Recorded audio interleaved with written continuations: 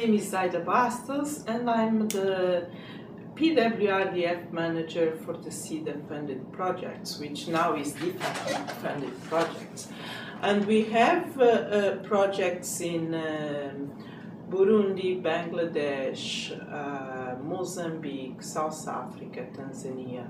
So these are the projects that are funded through DFID. One of the phrases begins with, "Have you eaten today?" And depending on to whom you ask the question, the answer will be completely different. If it's a HIV/AIDS patient, he or she will say, if I didn't have food to eat, I could not take my medication. So it's really a life or death issue. If it's a mother, she might say, no, I didn't, because I had to give it to my children.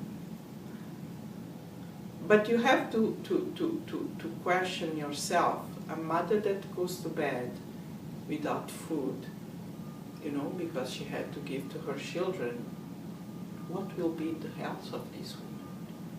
How she will be able to handle what comes ahead when we know that life in those countries is pretty rough.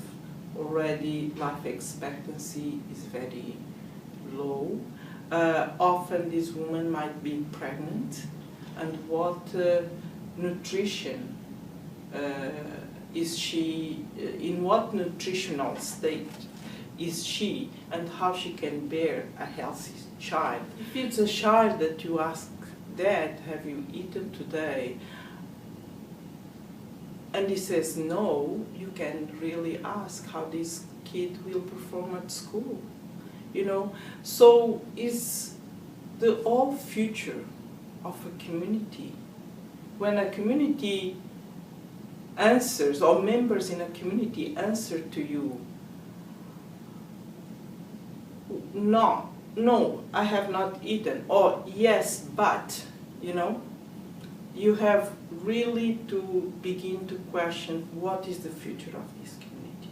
The other issue of have you eaten today is that we have to think of the quality of the nutrition, the quality of the food. If it's a community that only has rice, no vegetables, or also have cassava, no protein, no vegetables, nothing else, or just corn, you really have to question what is the type of nutrition that these people are having.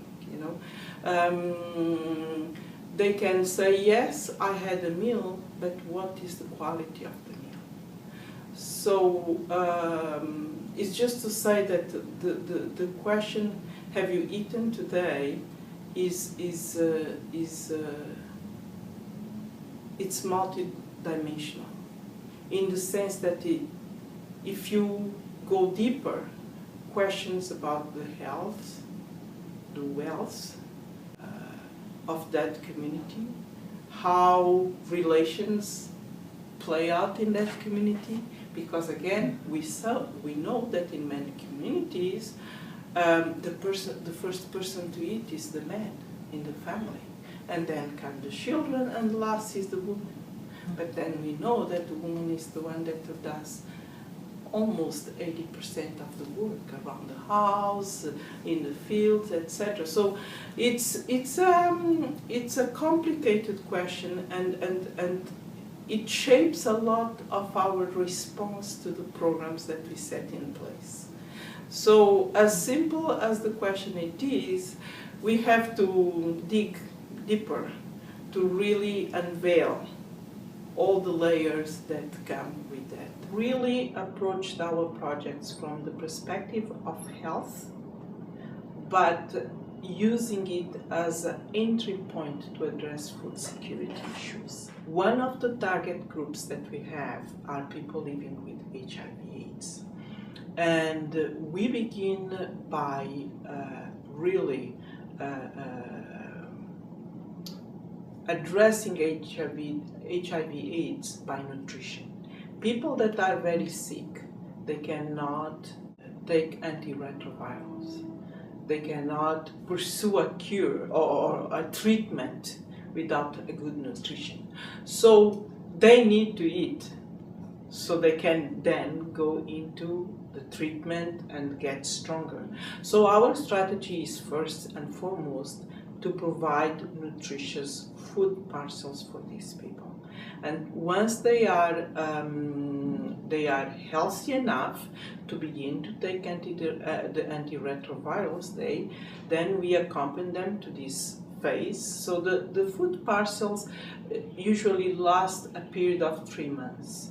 So it gives the individual the opportunity to really get stronger, and then to access all the training that we have for farmers, for food security at household level, and to teach or to learn with our beneficiaries how really to have food that is nutritious, has quality, and is secured all year. It's a very interesting approach that people use in many countries, like in South Africa, in Mozambique, in Burundi, even in Tanzania, that are the Millennium Gardens.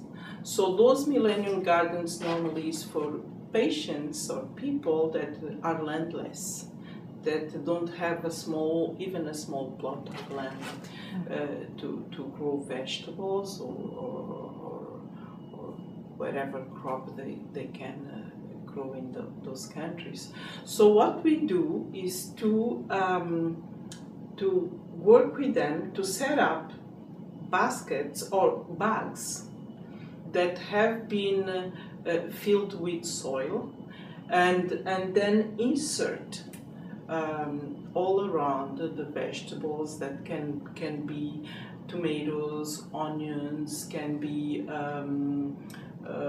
spinaches, and again, because it's around the house, people that are weak don't have to walk to really, and again, we know that in Africa most of the agriculture is not mechanized, so they just step out of their house and they can have those fresh vegetables year round, because they can even water them with water that they do the dishes, and they can keep constantly growing. So we distribute seeds, we train them on how to use those or build these Millennium Gardens, and people have been very creative. They are using tires, they are using levels to create those Millennium Gardens. So there is a variety, and what it does is that provides them with secure, nutritious food year round.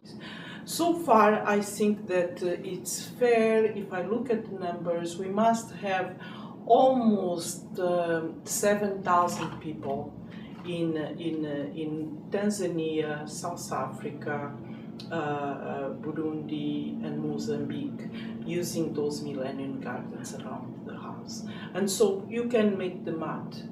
Those are families that often didn't have anything, have small children, and by teaching them how to grow vegetables and food year round, we are not securing only the life or the health of the parent that is sick, but also the children that are around. And we, through our nutrition programs, because also they are part of the package, we are helping families on how to